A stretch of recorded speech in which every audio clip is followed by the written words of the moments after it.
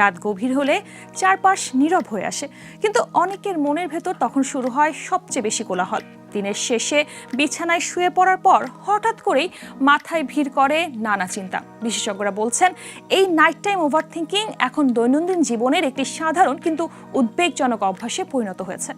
কি বলা উচিত ছিল, কি করা যেত, কিংবা ভবিষ্যৎ নিয়ে অযথা আশঙ্কা, এসব চিন্তার বেশিরভাগই বাস্তবসম্মত নয়, তবুও এগুলো ঘুম কেড়ে নেয়। এর প্রভাব পড়ছে সরাসরি মানসিক ও শারীরিক স্বাস্থ্যে।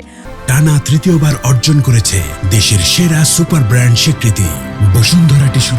ফলস্বরূপ ঘুমের সমস্যা, ক্লান্তি, মনোযোগের অভাব ও মানসিক অস্থিরতা বাড়ছে দিন দিন।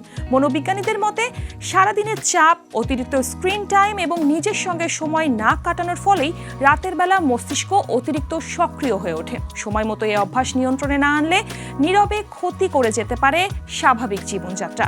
তবে সহজ কিছু অভ্যাসে এই সমস্যার লাগাম টানা সম্ভব। ঘুমের আগে মোবাইল ফোন ব্যবহার কমানো, নিয়মিত ঘুমের সময় নির্ধারণ, চিন্তাগুলো লিখে রাখা এবং শ্বাস প্রশ্বাসের ছোট ব্যায়াম মনকে শান্ত করতে সাহায্য করে। বিশেষজ্ঞরা বলছেন, প্রয়োজন হলে কাউন্সিলরের সঙ্গে কথা বলাও হতে পারে সুস্থ থাকার একটি গুরুত্বপূর্ণ পদক্ষেপ।